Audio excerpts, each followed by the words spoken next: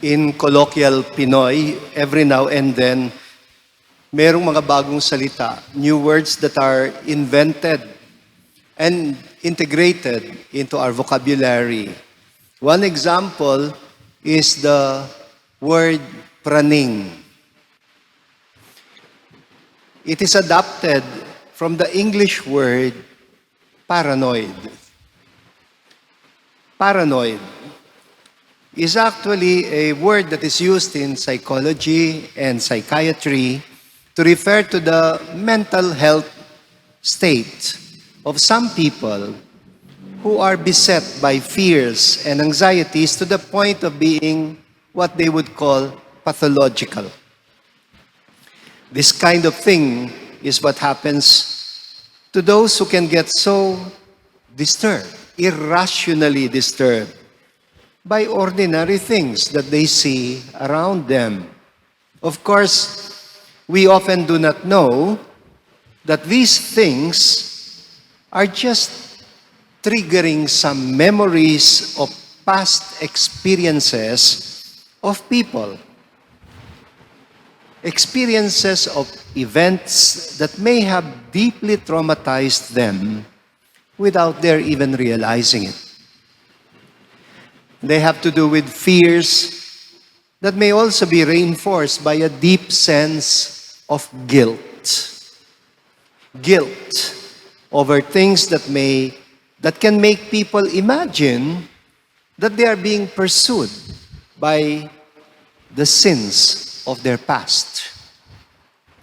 People can be confronted by things they think they have already forgotten or buried in oblivion, only to find them coming out again in the present, as if to demand retribution. Yung praning na tao can be like a criminal who was not found out, but who now suspects that his old and secret crime has been found out. And he's now about to face the day of reckoning. The Pinoy term praning is the perfect description of the disposition of the Galilean governor Herod Antipas sa ating ebanghelyo ngayon. Listen to how St. Luke portrays him. He was greatly perplexed because some people were saying, John the Baptist has been arisen from the dead.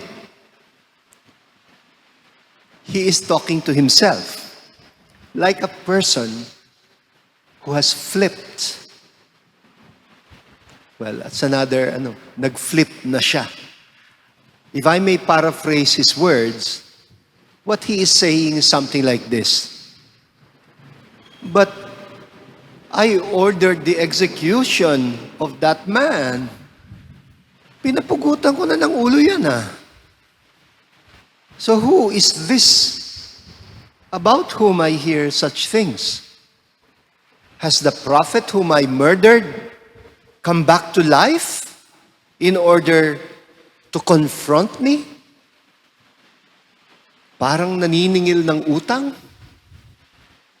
St. Luke also says, Herod kept trying to see Jesus. Natatakot siya, pero naaakit din siya. Gusto niyang makita. Poor man. He did not realize that he was already losing his bearings.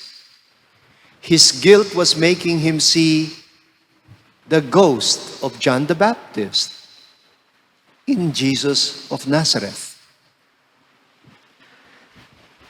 You know, when I listen to the investigations like the ones that are presently going on sa Senado, I am reminded of the saying, there is no such thing as a perfect crime.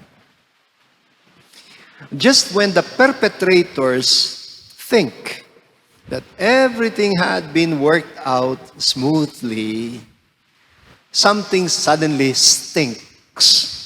And then a whole trail of evidences comes out. Siguro dahil I happen to belong to a family of many lawyers, I enjoy watching movies that portray lawyers subjecting the accused to a cross-examination.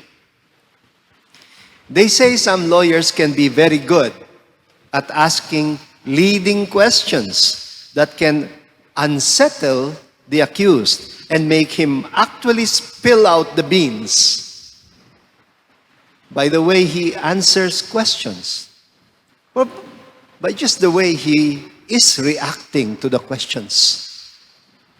You see, kapag guilty yung tao, very defensive. And in their defensiveness, they sometimes switch to being offensive. And they gradually end up giving themselves away by their very own words without even realizing it. I have told you once in my past homilies about a man who came to me seeking an advice and asking, ano daw bang dapat niyang gawin? He was asking what he needed to do to overcome his being malas. Ang sabi niya, ewan ko ho ba? Para bang napakamalas ko. I feel I am so unlucky. I don't know. I don't know why anything that I do is doomed to fail. Any business, any plan, or any project, or even any relationship that I enter into ends up as a failure. Napakamalas ko. Ang sabi niya, why am I so unlucky?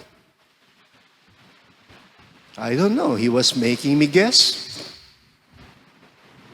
He said he wondered if he had a jinx. Nagbayad pa nga daw siya ng malaki to have his house assessed by a feng shui expert.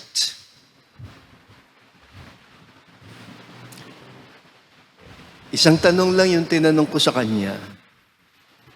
Sabi ko, may atraso ka ba? Are you feeling guilty about something? Napatingin siyang ganon. What do you mean? Ang sabi ko, is there something from your past that is still bothering you when it comes to your consciousness? And sure enough, madami. You know, sometimes we think God is punishing us only to realize that we are actually punishing ourselves. We can find ourselves so tormented by an inner fear that we may have kept suppressing for a long, long time. At some point, we start to preempt or even anticipate na makakarma tayo. Eventually, we do not realize that this fear is already affecting our own perceptions of the things outside of us. We can get so disturbed. We begin to lose sleep, to lose appetite, to become dysfunctional, and slide into depression. Poor man. Poor Herod. I wonder how his life ended eventually, or how his story progressed from there. I wonder if he was able to reconcile himself with himself. I wonder if he managed to get some help. Mga taong ganito, they need professional help. But during those times, well, they could only go to healers like Jesus. Like what happened to Mary Magdalene. She was, according to St. Luke, freed by Jesus from 7 demons that had been tormenting her. Palagay ko, praning din si Mary Magdalene. And she was healed of a psychopathology. We can become our worst enemy. We can torture our own minds and not be aware of it. Remember Judas Iscariot? Remember what he did when he failed to save Jesus? He tried. He failed to save Jesus after making an attempt to return the 30 pieces of silver to the chief priests. That is in the story of St. Matthew. Judas at some point became desperate. He must have made up his mind na hindi na siya mapapatawad, that he was already beyond forgiveness. Sayang, no? And yet all that God is asking is very simple. If we want to achieve peace and reconciliation. The Catholic Church, has a timeless formula for reconciliation. A sacrament with 4 essential components that are effective, not just for managing conflicts among people, but also for managing inner conflictedness. And I think this is the reason why Padre Pio became very famous as a confessor. The 4 components are confession, contrition, penance, and absolution. Confession, contrition, penance, and absolution. We cannot even go to the first stage of reconciliation until we have found the courage to own up to our actions. Yun ang confession. In plain language, admission, inaamin ko. I will not blame it on anybody else. To humbly admit one's guilt is the beginning of reconciliation. But confession is not complete until it is accompanied by contrition, meaning that we are repentant, that we feel sorry, that we have made somebody miserable.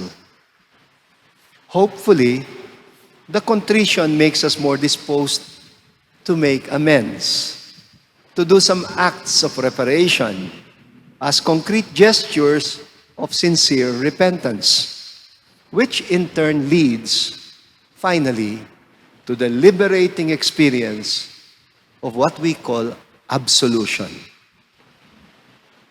Absolution means liberation, being set free, or in plain language, being forgiven.